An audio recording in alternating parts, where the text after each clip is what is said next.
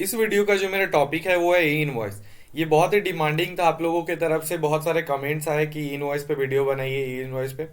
तो अब हम आज के इस वीडियो में हम लोग पूरा डिस्कस करेंगे पूरा ई इनवॉइस के बारे में कि आखिर इसका कंसेप्ट क्या है, इससे क्या क्या एडवांटेज है, ये काम कैसे करता है, ठीक है, इससे क्या फायदा है। तो ये सारा चीज पूरा हम लोग एक एक चीज डिस्कस करेंगे, इसके बाद आपके मन में कोई डाउट नहीं बचेगा, ठीक है। तो चलिए शुरू करते हैं।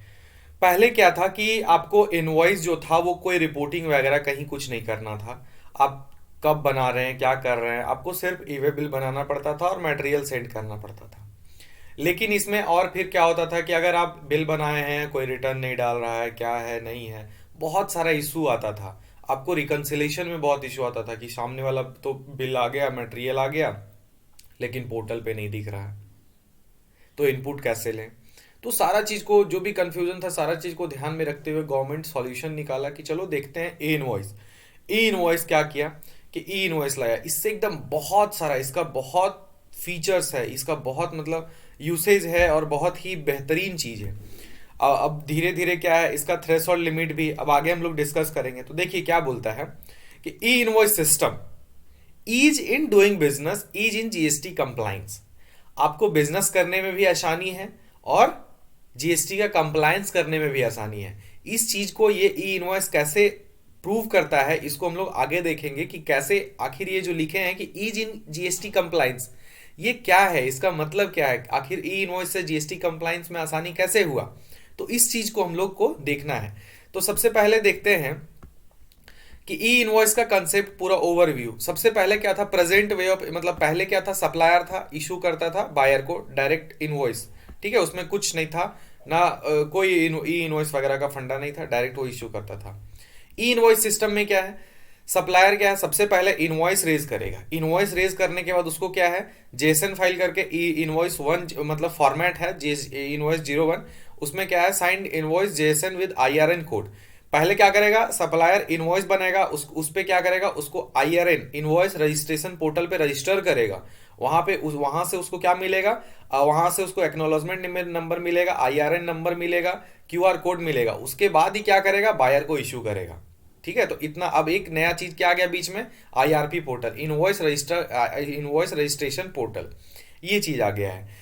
पहले क्या था कि डायरेक्ट सप्लायर था, वो बायर को डायरेक्ट इनवॉइस इशू कर दिया, कुछ नहीं। लेकिन अभी क्या है, अभी पहले सप्लायर जैसे ही इनवॉइस बनाया उसके बाद उसको रिपोर्ट करेगा, इनवॉइस रजिस्ट्रेशन पोर्टल पे रजिस्टर करेगा, और उसके बाद क्या करेगा, उसको फिर जाके वहां से इसको मिलेगा, इनवॉइस पे एक्नोलॉजमेंट नंबर मिलेगा, आईआरएन नंबर मिलेगा, क्यूआर कोड मिलेगा, उसके बाद ये जाके बायर को इश्यू करेगा। ठीक है, नेक्स्ट बोलते हैं इसका लीगल प्रोविजन क्या है। तो आफ्टर फॉलोइंग मतलब नोटिफिकेशन पहले था, फिर प्रिपेयर इनवॉइस, अपलोडिंग स्पेसिफाई, मतलब देखिए इसको बोलता है कि इनवॉइस जो है इसका फॉर्मेट है इनवॉइस 01 के रूप में, on invoice registration portal, obtaining invoice reference number, उसके बाद हम लोग को आईआरएन मिलता है। After following above e-invoicing process, the invoice copy with QR code containing inter alia IRN issued by the notification supplier to the commonly referred as e-invoice।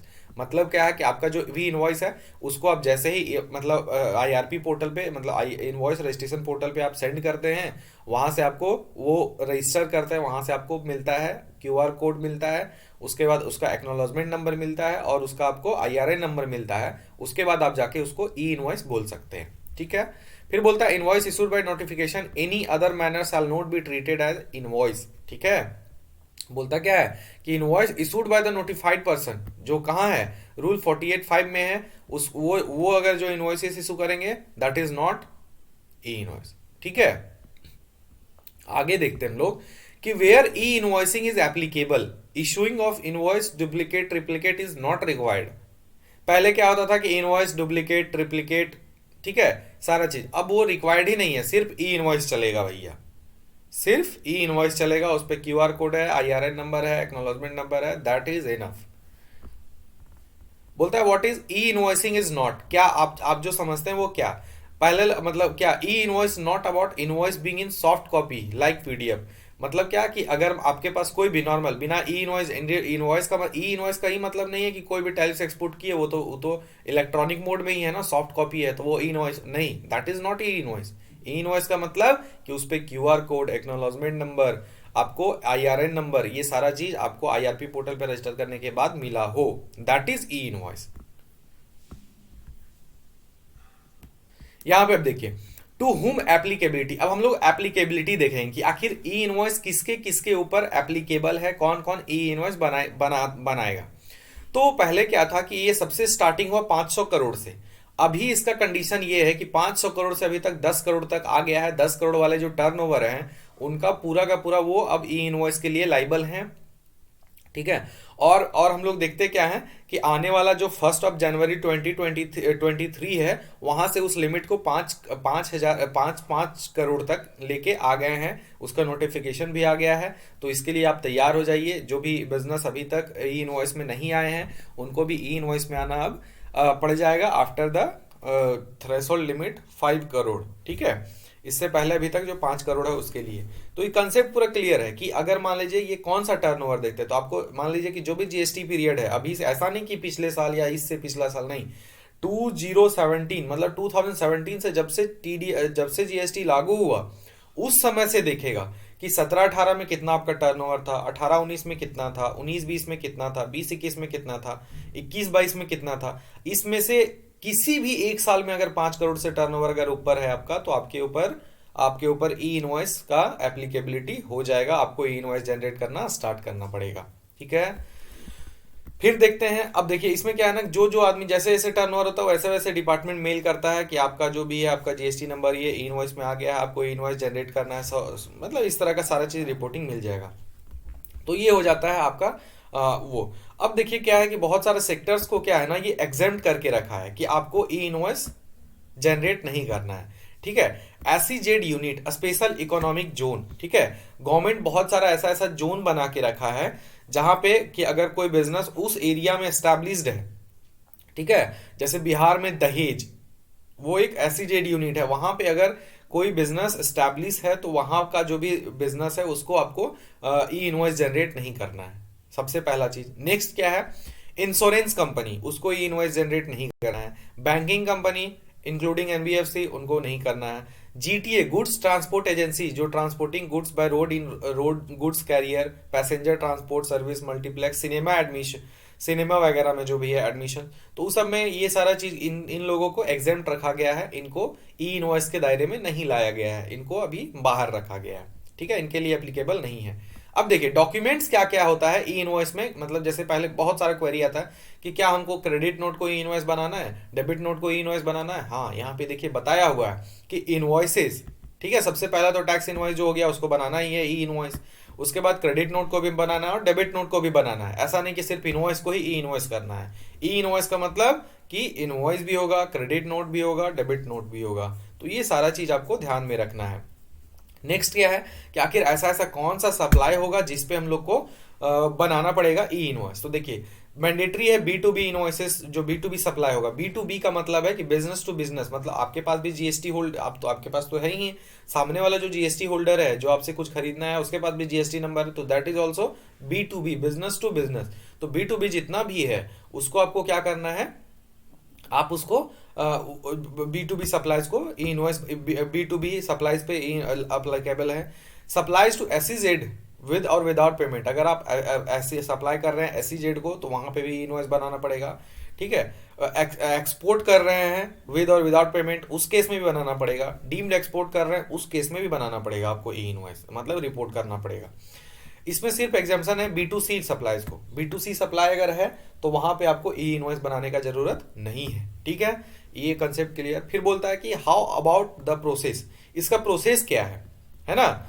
अब देखिए बोलता है tax payer will continue to create their GST invoices on their own accounting and billings ERP system. सबसे पहला चीज है, first step आपके लिए यही है कि जैसे आप इनवॉइस बनाते थे वैसे ही आप बनाइए, ठीक है। आप जैसे मान लीजिए आप टैली में इनवॉइस बनाते थे, आप एसएपी में बनाते थे, आप मार्ग में जिस तरह से बनाते हैं उसी तरह से बनाइए। उसके बाद क्या करना है, these invoices will now be reported to invoice, मतलब invoice registration portal, IRP portal पे आपको रिपोर्ट करना होगा कि देखिए ये इनवॉइस बनाए हैं, ठीक है। तो अगर मान लीजिए आप टैली यूज करते हैं तो डायरेक्ट वहां से रिपोर्ट हो जाता है। आप जो भी इनवॉइस बनाए उसके बाद वो डायरेक्ट पूछेगा do you want to generate e invoice, आपको यस करना है, वो डायरेक्ट आईडी पासवर्ड डालिए और डायरेक्ट वो आईआरपी पोर्टल पे रिपोर्ट करेगा और वहां से आपको फेच करेगा acknowledgement number, IRP number, QR code और आपको दे देगा। तो दूसरा प्रोसेस, फर्स्ट प्रोसेस क्या है कि एज यूजुअल जैसे आप इनवॉइस बनाते थे उसी तरह बनाइए, कुछ नया नहीं करना है। उसके बाद सिर्फ आपको उसको रिपोर्ट करना है।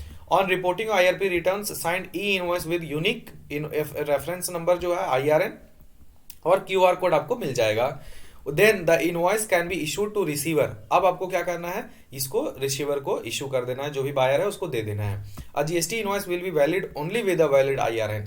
अगर आपके ऊपर अगर आपके ऊपर ई इनवॉइस एप्लीकेबल है और आप जो इनवॉइस इशू कर रहे हैं उस पर क्या है कि आपका इनवॉइसेस पे क्यूआर कोड नहीं है, IRN नंबर नहीं है, एक्नॉलेजमेंट नंबर नहीं है, तो in that case that invoice is not valid document, वो इनवैलिड है। तो आपको ई इनवॉइस जनरेट करना जरूरी है। नेक्स्ट हम लोग देखते हैं will I need to enter invoice detail on web screen obtaining reference number. नहीं, आपको कुछ नहीं करना है, ठीक है। आपको वहां पे आपको मतलब जो भी पोर्टल है IRN पोर्टल, ठीक है, वहां पे आपको कुछ नहीं करना है। IRP जो है इनवॉइस रजिस्ट्रेशन पोर्टल, वहां पे आपको कुछ नहीं करना, सारा मशीन टू मशीन काम होगा।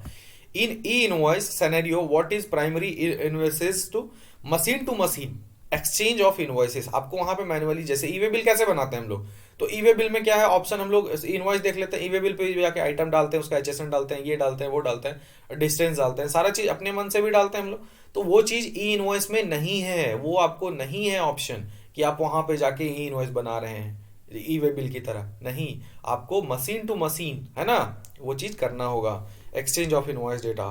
फिर क्या बोलता है, option of obtaining IRN by entering invoice data via web based screen और mobile app will be made available in future. However, that mode will be used rarely, that is by a small taxpayer or business having very small number of invoices to report.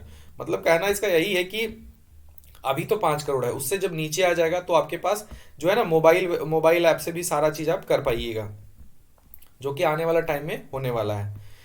फिर क्या बोलता है, electronic exchange between business schema मतलब वही format is a standard format of electronic invoice 01। It has all typical elements of a commercial invoice. मतलब सारा चीज वहां पे इन्वॉल्व है, जो भी रिक्वायरमेंट होता है। Ensures e invoice machines readable, interoperable, that is invoice can be exchange seamlessly between different system like Tally और SAP। अब टैली में आप एक बार इनवॉइस बनाइए जैसे बनाते हैं, उसमें आप सिर्फ इतना पूछेगा कि भैया आप ये बताइए कि आपको ई इनवॉइस जनरेट करना है या नहीं। आपको मैंडेटरी इंफॉर्मेशन फिल कर लेना है, उसके बाद यस करिए, वो डायरेक्ट रिपोर्ट करेगा IRP पोर्टल को, वहां से आपको एक्नॉलेजमेंट, IRN, क्यूआर कोड सारा उस पर प्रिंट करेगा सर आपको। तो वेरी सिंपल है ई इनवॉइस जनरेट करना। So e invoice also facilitates exchange of invoices between supplier and buyers in a structured electronic format. वो पूरा दे देता है आपको एक स्ट्रक्चर्ड फॉर्मेट के साथ। फ्लो कैसे काम करता है, फ्लो चार्ट, जैसे फ्लो चार्ट कैसे काम करता है ई इनवॉइस में। तो सबसे पहले सप्लायर है, सप्लायर क्या कर रहा है, seller to have the offline utility prepare JSON या upload e invoice JSON IRP schema. मतलब देखिए क्या है ना कि अभी तो दो ऑफलाइन भी ऑनलाइन भी, ऑफलाइन उसका जो यूटिलिटी है उसके थ्रू भी आप बना सकते हैं, या तो फिर अगर आपका कोई सॉफ्टवेयर है तो उसके थ्रू भी आप बना सकते हैं।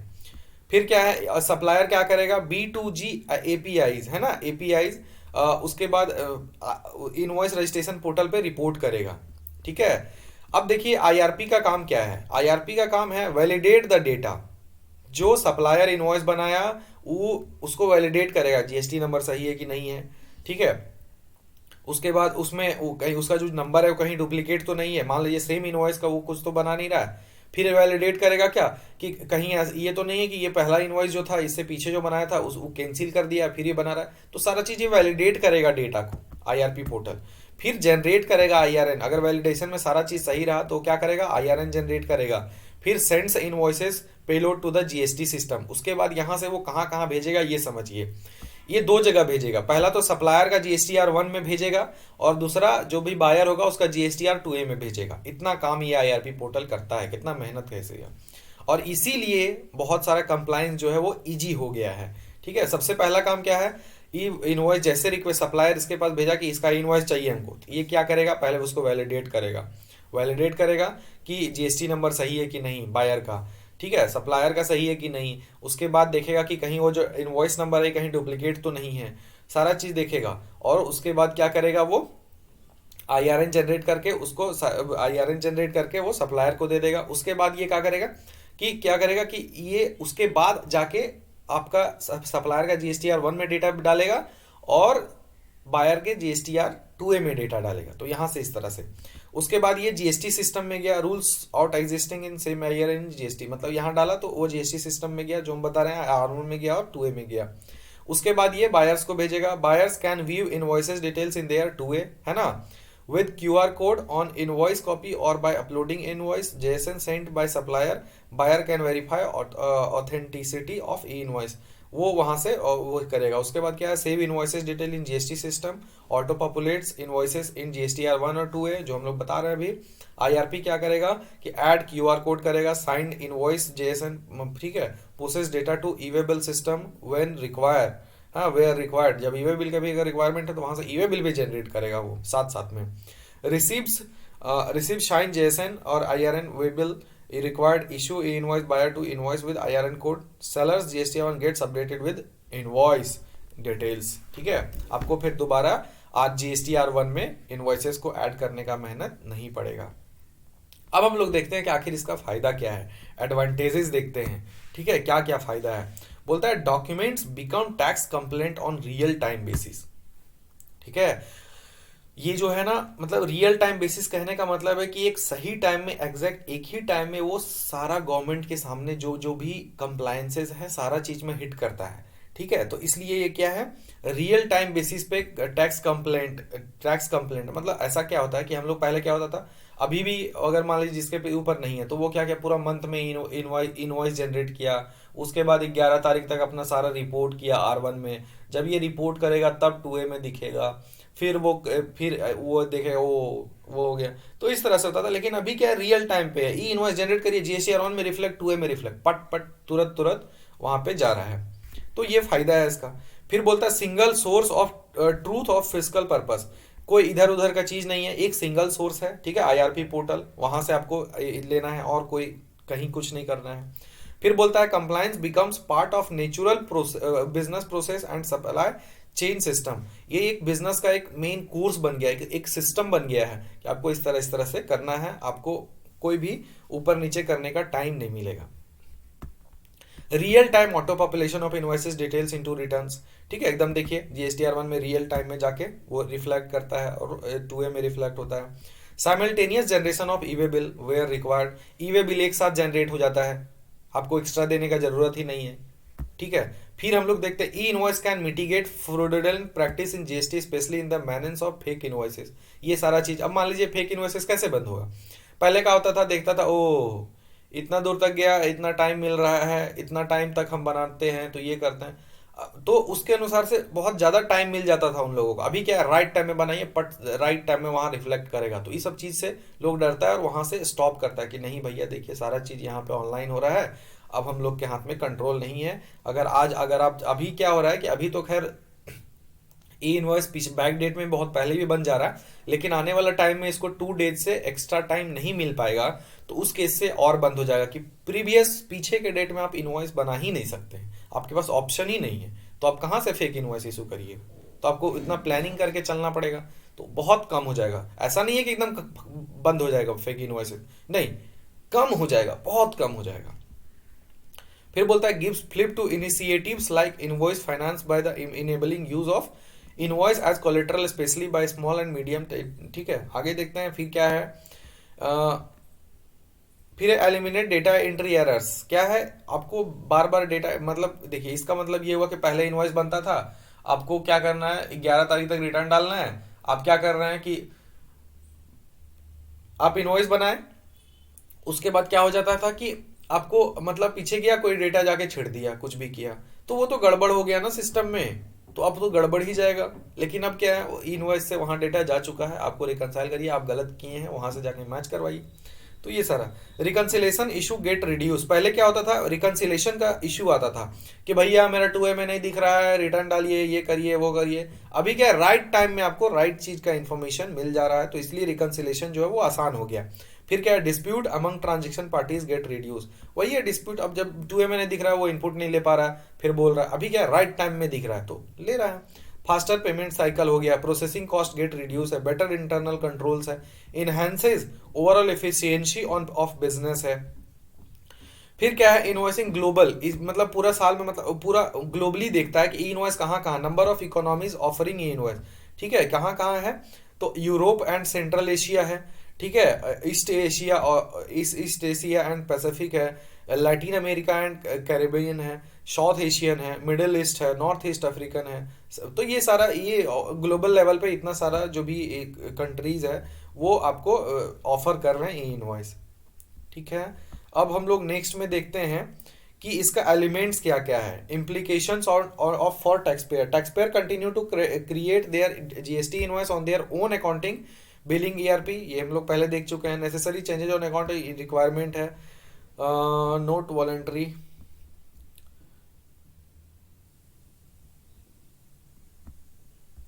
स्कीमा, इसका फॉर्मेट क्या है, तो देखिए e invoice schema is notified as invoice one schema, simply mean a structure template और फॉर्मेट, ठीक है। E invoice schema is the standard format of electronic invoice, invoice details और prescribed schema of reported GSN, ये सारा चीज है।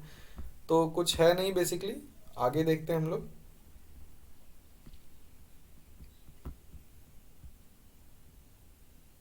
देखिए अब बोलता है कि इनवॉइस रजिस्ट्रेशन पोर्टल आईआरपी के बारे में। Invoice registration portal is a website of for uploading reporting to invoices, reporting of invoices by the notified person जो कि उस थ्रेशोल्ड लिमिट के अंदर आ रहा है जिसके ऊपर ई इनवॉइस एप्लीकेबल हो गया है।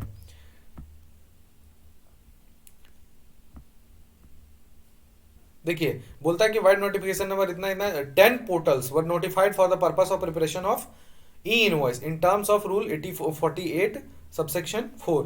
अब बोलता है फर्स्ट इनवॉइस क्या है, तो ये है invoice e invoice one gst.gov.in।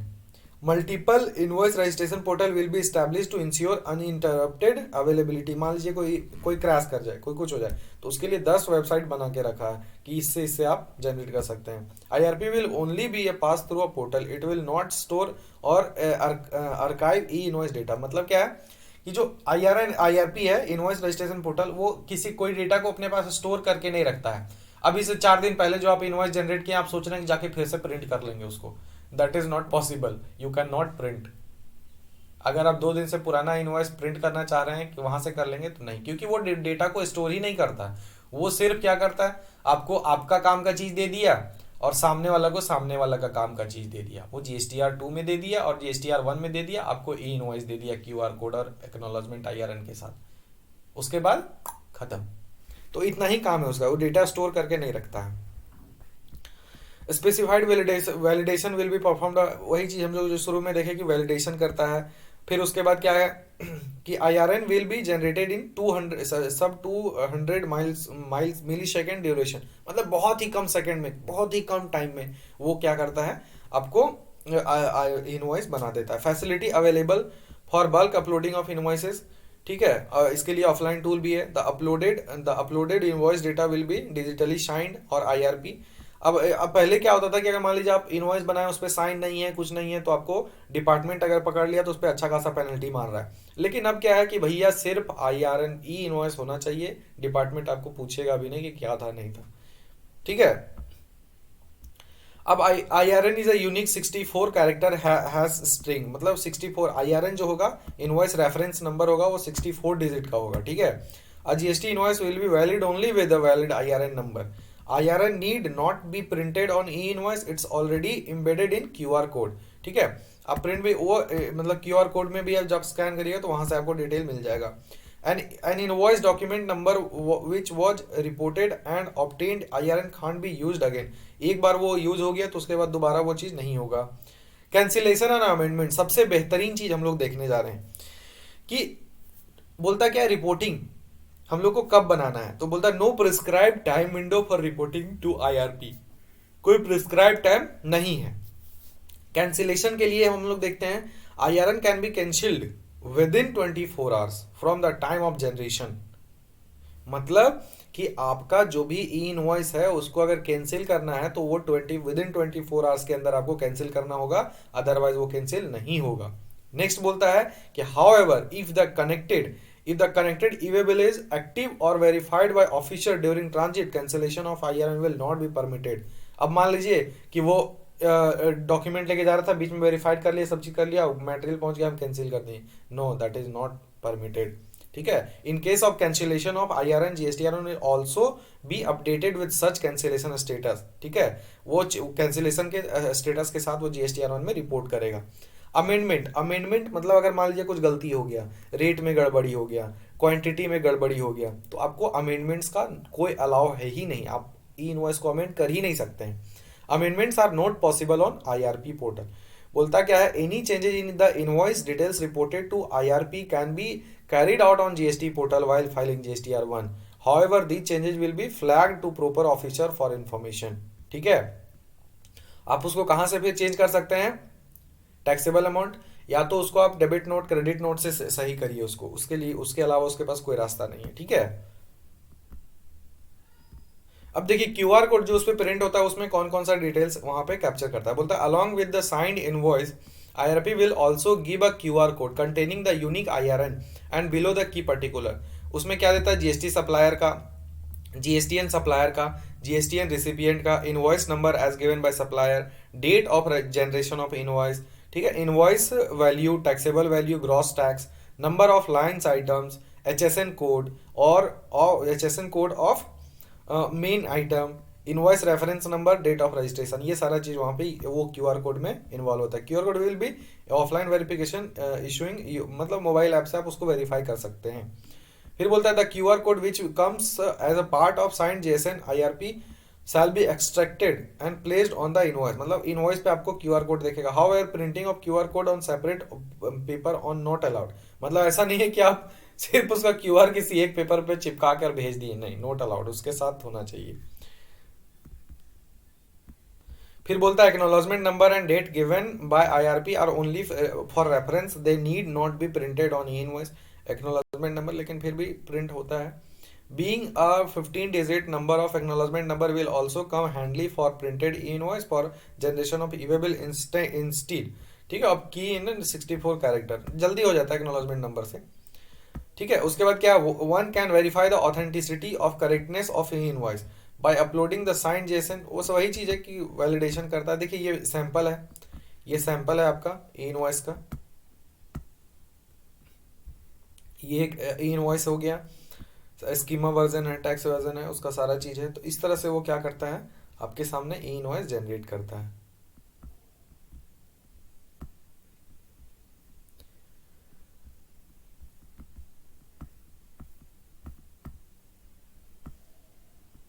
हम लोग देख लें कि GSTR1 ऑटो पॉपुलेट होता है with the help of E invoice. ठीक है, ऑटो पॉपुलेशन है, कहाँ कहाँ जाएगा, 2A में जाएगा, R1 में जाएगा। ठीक है, 2B में तब जाएगा जब वो रिटर्न फाइल करेगा। ये सारा चीज मैं बता चुका हूं।